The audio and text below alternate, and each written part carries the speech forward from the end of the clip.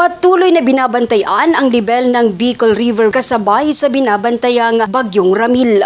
Sa panayam ng Bombo Radyo Naga kay Allen Orogo, hydrologist sa Bicol River Basin, sinabi nito kahit hindi nila inaasahan ang malawakang pagbaha dahil moderate to heavy rain lamang ang dala ng nasabing bagyo, patuloy pa rin nakaalerto ang kanilang opisina sa mga pagbabago sa track ng bagyo.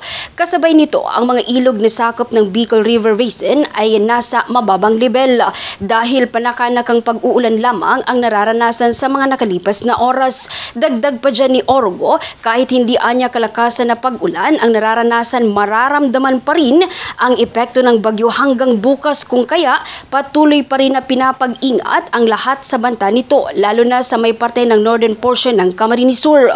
Inaabisuhan na rin ang mga residente na mag-monitor sa lagay ng panahon at lumikas kung kinakailangan. Samantala, nakataas naman ang blue alert status sa lungsod ng Naga dahil pa rin sa Bagyong Ramil. Ibig sabihin nito, kahit hindi inaasahan ang direktang pagdama ng bagyo sa lungsod, nakahanda pa rin ito upang tumugon sa anuman na pagbabago ng sitwasyon. Patuloy ang kanilang pag-monitor sa mga flood-prone areas sa Naga City. Inihanda ang mga evacuation center ngunit hindi activated dahil hindi pa ito kailangan sa ngayon.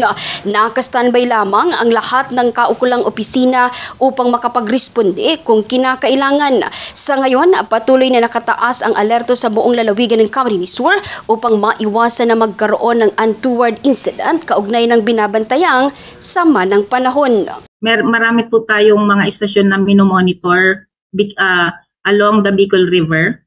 So sa ngayon po, ang status po nila, typically mga nasa mababang level pa naman po dahil wala po tayong mga pag-ulanan naganap nitong mga nakarang araw. So sa ngayon ay mababa pa naman po yung level ng ating mga ilog. Hindi po natin inaasahan na itong Bicol River Basin ay aapaw ng sobra-sobra. Mula rito sa Bombo Radyo Naga, Bombo Remy Dominguez nag-uulat. This is Bombo Radyo Philippines, the #1 and most trusted source of news and information.